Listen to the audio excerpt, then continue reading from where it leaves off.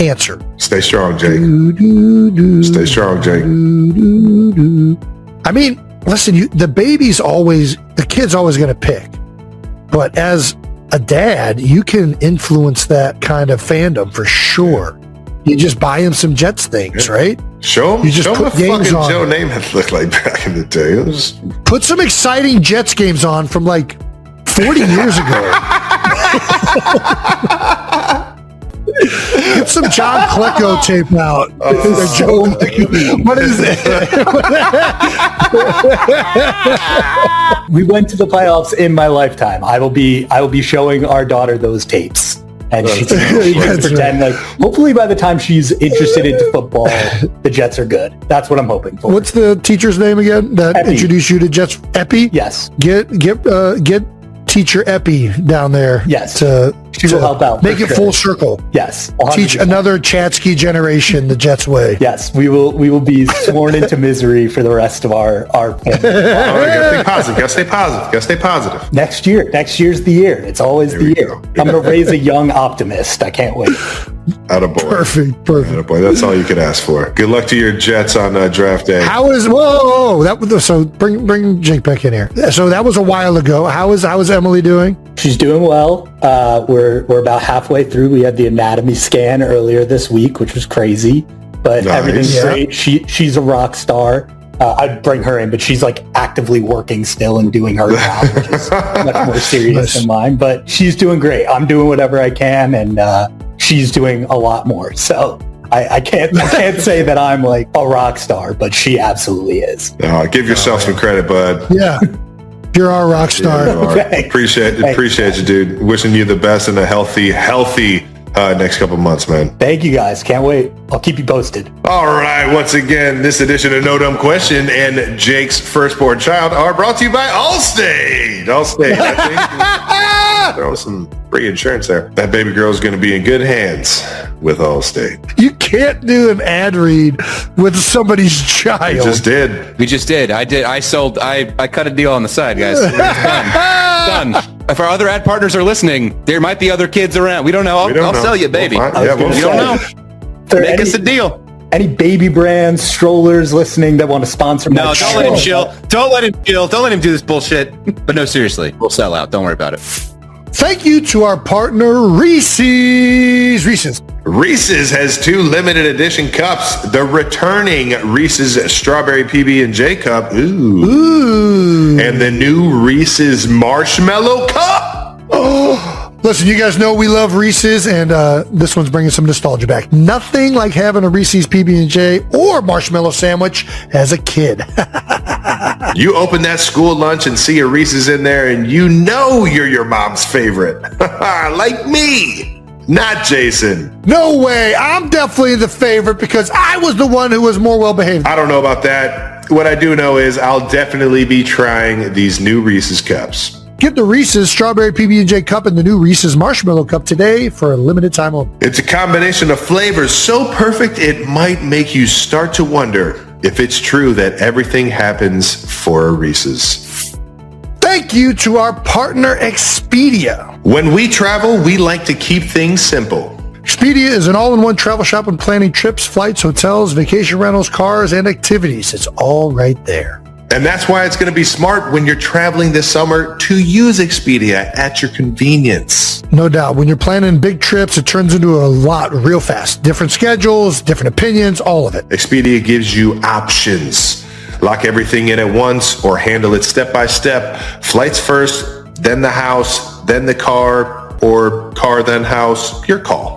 That's right. And when you bundle on Expedia, you can save up to 30%. It just makes sense. One place, everything you need, no bouncing between apps. Expedia, the one place you go to go places. Members only.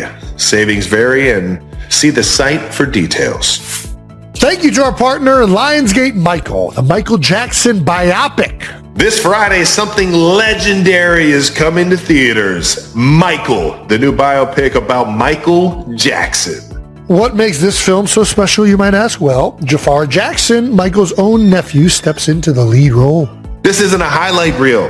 This is the untold story of how a kid with a dream became the king of pop. The struggles, the sacrifice, the genius behind the music that defined generations. Michael opens Friday, April 24th. This is a big screen experience you don't want to miss. Woo-hoo! Grab your tickets now and experience it in IMAX in premium formats. All right, let's get to our convo with Charlize Theron. This convo is brought to you by Reese's. Our guest today is an actress-producer from South Africa. Woo-hoo! She's got a Golden Globe, 2 Critics' Choice Awards, and an Academy Award. She was named one of Time Magazine's 100 most influential people. You know her from her roles in The Italian Job, Monster, Mad Max Fury Road, Atomic Blonde, The Old Guard, and Fast and Furious, as well as her new film coming out to Netflix April 24th, Apex. 92%ers, please give a warm welcome to Charlize Theron!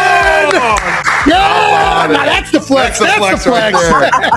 Oh, that's good. I was hoping you would give me a big one like that. I hear you give other guests big ones. I was like, I better get a really big fucking one. We're listing them all. Never hold back. We're listing them all. You were showing off those muscles. This movie is unbelievable. It's such a flex in itself. You were doing a lot of the stunts, I heard. I do a lot of the action. Yeah, I do all of the climbing in it is me. Wow. Some of the kayaking is not me. I was not a great kayaker. Not a kayaker. They shot with these 2 Olympic gold medalists in New Zealand and did all which the kayak stuff is great though, right? I've never seen people do stuff like that with a kayak. These 2 women were just unbelievable. But yeah, I do everything else. Everything else that's in the movie, I do. That's so impressive. That's awesome. Or stupid. A lot of times those go hand in hand. I was going to ask you, do you think you have... You need the stupid and the crazy to get to greatness. There you go. You got to be just a little crazy out here. Do you do it for the thrill, or do you do it for the shot, or do you what's the madness behind wanting to do all the action stuff? Because I think good action movies work when you're telling the story through the action. It's not like the movie stops and you have an action scene and then the movie picks up again. Yeah. I like action movies where the action is part of the story. You don't understand the story unless you actually see the action. And that kind of physical storytelling I really love. I was a dancer for the first part of my life, and I was a storyteller that way. And when I started making movies, it was all very verbal and great, but then I really got a chance to do a big movie called Mad Max Fury Road, and we're familiar. I fell in love. Fantastic as well, yes. I fell in love with using my body again, and so it kind of made a real effort to develop a couple of projects for myself to do that. So that's how I think of it. I think of it as, well, this part of the story we have to now tell, and it's physical. How the fuck am I going to get up this hill without him shooting at me and hitting me? How am I going to do that? So fucking cool. It is physical and it is badass. These are badass female roles in the fullest extent. And this one in particular, telling the story through the action, you feel what the character is going through. It's pretty remarkable. My heart's racing with you. The last scene, I have a natural fear of heights. Oh, so really? Sometimes I get that, yes. Especially on the side of cliffs, for sure. Even just a camera looking out. I'm in my couch. I know that I shouldn't be sweating, but I just start sweating. It's a visceral movie. You know that last climb, the final climb up when I get on the top and I'm exhausted and everything? That climb, that end, that last bit coming over, we shot that on an actual, a real face. And it was, I think, more than 60 feet down. And there was you couldn't put mats or anything down. It was a real hang. So they had to drop me on a very, very thick, secure safety rope.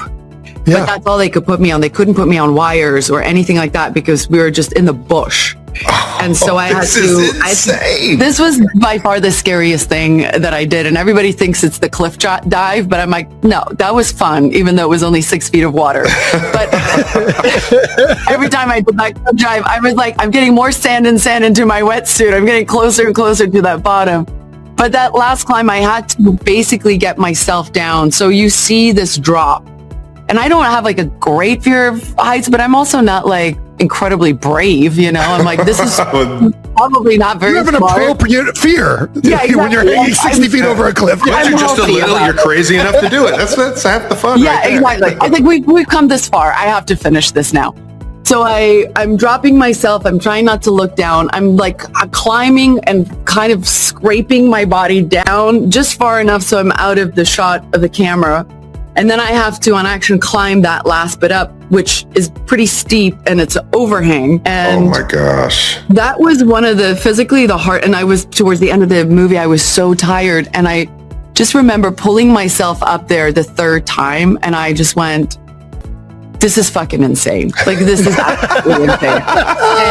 And in the movie, I kind of have a bit of a giggle, and that he kept it in, but that was literally me on the third take going like, what the fuck am I doing? Like, this is so crazy. It fit very well. Yeah, absolutely. Is a lot of this action and like that kind of that fearlessness that you have to find in yourself, was that a part of like wanting to be a part of this role? Or yeah, I mean, I like this movie a lot because I thought that it wasn't contrived at all. It was very straightforward. You know, you have a girl, she goes into the wild, she meets a guy, he ends up being a serial killer, and the chase is on.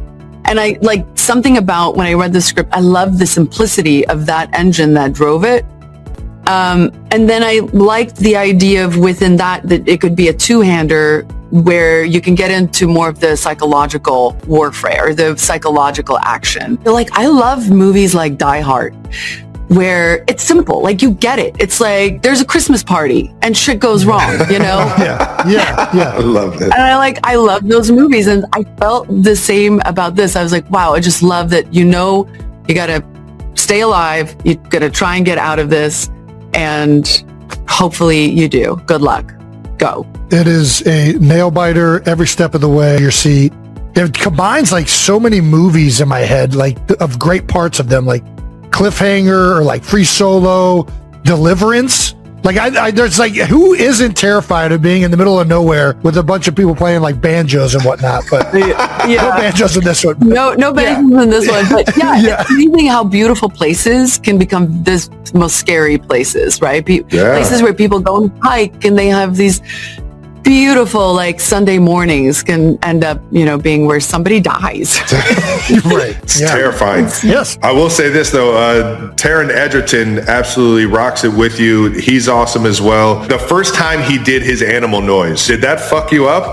Did it, like, catch you off guard? It caught me off guard every single time he did it. Yeah. That was truly frightening. And he came up with that kind of like, I think a week before we started shooting, because he had this, he kept saying things like, I think of him as someone that has like Peter Pan syndrome. And it was such a great way to look at the character, this like little boy who's like trying to like be a man in nature, but he's just fucking sick. You're doing it, man. You're doing it. You're really doing exactly. it. And like, look at me, I can get water out of a tree. Like, okay, whatever. But I remember we did the first chase and he did one of those bird sounds and it scared the fuck out of me. Yeah. Is something really out here chasing me? What the fuck is that? Yeah. And there's a reaction shot actually when the first time he does it, when he starts the song and he says, you have this song to get away from me. And then he does the bird sound and that reaction is, I was like, fuck me. Like, I gotta get the fuck out of here. I gotta get the fuck out. Why are you that good at this? He's so amazing in the movie. I think he brings like a whole new twist to this, I think serial killer movies I love them. I'm obsessed with serial killer movies. I think you also I think because I'm so obsessed with real serial killers, there's so much variety to pick from, right? It's not always the tropey thing where, you're telling the story and this is why, and you're trying to justify or say why he's like likes to cut women's heads off. And we didn't want to do that story. We really wanted to just tell a story that's in the moment. It's happening. And we're not getting into, too much of a history about why he's doing all these horrible things, which I like as well, because then he stays very scary. Mm-hmm. You don't understand him. I agree. It's scarier when you don't know why he's doing that. Like, I think at one point, Sasha, like your character even tries to like say I don't want to give away too much of the movie, but you try to like get that out of him or like play on that, and he shuts it down right away. Like, no, I'm just a psychopath. Like, there's nothing deeper here. It's not as deep as you're trying to make it out. Yeah. Yeah. He's like, but can I hug you?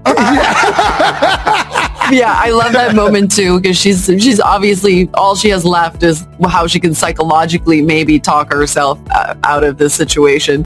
And I love that he doesn't go down that route. Yeah. And that I have to kind of come up with something else very quick on the fly. I'm so glad you guys love the movie. I really, I haven't, this is my favorite movie I've ever made. What? You made some bangers. I was like, this is cool to hear. I know. So in 30 years, I've made a lot of movies and I've loved all of them for different reasons. But there's something about this movie that the way we shot it, where we shot it, just the time in my life, what I needed to go and find something where I could just immerse myself into a world. And this movie was everything that I wanted. And then the end result was everything that I hoped for before we went to go do it. And so it's really nice to hear how much you guys are responding to it too, because I loved making this movie so much. That's awesome. Fuck it. Very cool. Yeah. I think it's going to be highly regarded. That comes out on Netflix coming up here. It's you did a great job. You should be proud of it. Thank you. That's so nice, you guys. You were also a producer on Mindhunter, so you really are just all about the serial killers. Yeah, are we watching Dateline every night, or where are we getting our fix for this knowledge? I mean, what's wrong with that? I have fallen asleep to Dateline before. Yeah, Mindhunter was a story that I heard about when I did Monster, when I played Eileen Wuornos, who was considered a serial killer. Yeah. And I kept hearing about this guy, John Douglas. He was the first behavioral science guy, and he is really the one that came up with profiling, which was a really big thing that he brought to the FBI, and they really fought it for years because they were like, I don't want to hear about this monster's mom. Like, don't tell me. But he had a way of kind of looking at the history of these people, and he could he profiled a lot of prolific serial killers actually through just knowing more about them. And so I read one of his books. He has many books, and he's a very, very interesting guy. And he just always stayed with me as such a fascinating guy, because he's like always in like a nice suit. You know, he wasn't like, he was like the last guy that you would imagine would go to Rikers and want to sit down with serial killers and know more about them. So he was a great character. But yeah, we did 2 seasons with David Fincher, and it was that I was very proud of. I absolutely love what we did with it. And it's a serial killer story that really very rarely shows you the serial killer doing the act. It really was more about the academia behind, and how real serial killers were part of that academia being found, sitting down with them. That's how they built their knowledge for profiling, which I just thought was fascinating. That is fascinating. That's fantastic. Yeah. You guys don't like serial killers? Well, we grew up in Ohio. I will sit down and a lot watch. of them come from Ohio, so I like trying not Jeffrey Dahmer. Yeah. Oh my God. It's too close to home. That's right. So you guys see it in real life. Got it's it. It's just an everyday thing. So we tried to stay out of it. We narrowly escaped it. Narrowly escaped trying to kill each other. Nice. Well, for the movie, everybody, Netflix, April 24th, Apex. You gotta check it out. Charlize, before we get you out of here, though, we got some dumb questions to ask you. We have a dumb little game that we made up, and your movie resume is absolutely incredible. But we want to know how well you know those movies based off of some of the comments and reviews. We think this is a fun little game. And comments and reviews. Yeah. So we're gonna read a comment, and you are going to try and tell us which movie you think that comment is referencing. That is really hard. Hopefully we didn't make it that hard for you. Let's see. First one is from Miriam. It is, I feel like I just got drop kicked in the cervix for 120 minutes straight. Which of your movies would elicit that comment from Miriam? It's either 5 stars, by the way. 5 stars. Atomic Blonde or Tully. You got it, Atomic Blonde. She knows it. Yeah. All right. The next one is from Patrick Williams, who also gave the movie 5 stars. A few movies in history have ever whipped quite this hard. Oh my God. It could be a number of them. Whipped so hard? That doesn't. There was no whips. Read. Wait a second. I can't read. Which movie do you think you were whipped right? in? No, you're right. That's the you read it correctly, Travis. That was a tough Whipped word. hard. Is it Mad Max? Yeah, it is Mad Max indeed. 2 for 2. There it is. 2 for 2. I think whipped was the key word in that one. There was a lot of leather in that movie, so that's why Well, I think they were like whipped around. All right, here we go. From Liam F. 3.5 star review. They were in Italy for 24 minutes. Oh, the Italian job. Yes, There you the go. Italian That job. one was an easy one. That's a gimme. All right, one more. From Adam Bolt, all sex scenes from now on should have Al Pacino in the background cheering for participants. Oh my God, that's devil's advocate. That's an all-time comment right there. Yes. Oh my God, it sounds so wrong. But now don't you want to kind of see it? Yeah, this is the only way I have sex these days. Al Pacino. Al, could you come in here, please? And he's lovely. He submits. He comes. He does it. He's a good man. Great feedback. I heard he's a good man. Alrighty. We got to ask, you got to do the opening ceremony at the Winter Olympics this year. How was that experience? Oh my God, it was amazing. I was asked and I was kind of like, I don't know, I feel like I'm going to stick out like a sore thumb. And it's such a special moment for so many athletes who work so hard. But I really kind of connected to the idea of just kind of spreading a little bit of hope, and I think I felt like it was a good stage to maybe do a little bit of that. I didn't want to go and like feed anybody medicine. Hopefully I didn't, but I'm fortunate enough to come from a beautiful country with this great man who plays a big part in the freedom of South Africa, Nelson Mandela. And you just can't go wrong with a Nelson Mandela quote. Nice. So it was very, very, very easy on my part. I just threw a dart and like anyone that it was going to pick was going to be a good quote. Nice. But it is interesting that quote was so many years ago and how relevant it is today. Absolutely. But it was a great experience. It was just amazing to be that close to something like that. I just have such respect for athletes. I just think that the dedication and the hard work and the discipline that goes into sports is... In a podcast episode that has fans absolutely buzzing, Travis Kelce and Taylor Swift finally revealed an intimate look into their stunning Kansas City mansion, set to become their official home after their highly anticipated wedding. Speaking on their hit podcast, New Heights, alongside Jason Kelce, Travis shared that the renovation wasn't just about luxury, it was deeply personal. "We didn't want just a beautiful house," he said. "We wanted it to tell our story. And that story, it's woven into every corner." Taylor opened up about diving into classic modern architecture, pulling inspiration from New York City and Nashville to places that shaped her life and career. Her vision was simple but meaningful. Each space should feel unique. A place to create, to relax, and to truly live, she shared. The mansion itself blends timeless elegance with sleek modern design. Think soaring ceilings, sunlit glass doors, and a breathtaking garden view. Travis highlighted his favorite feature, the outdoor oasis, complete with a pool, patio, and a cozy courtyard perfect for family moments. But the real showstopper? Taylor's private recording studio. Fully soundproof and equipped with cutting-edge gear, it allows her to step straight from bed into creativity. "It makes everything feel so personal," she said. Both stars added their own personal touches. Travis built a dedicated space for his football legacy, jerseys, signed balls, and trophies. Taylor designed a nostalgic corner filled with guitars, handwritten lyrics, and iconic tour memorabilia. Meanwhile, Jason kept things light with his signature humor, joking about moving in if there's enough room, adding a fun family vibe to the conversation fans love. Beyond just being a dream home, the couple hinted that this villa could play a role in their wedding celebrations. While nothing is confirmed, speculation is already sky high. "This is more than a house," Travis said. "It's the beginning of everything." Taylor echoes that emotion, sharing her dream of finally having a place where loved ones can gather. After all the traveling, having a real home means everything.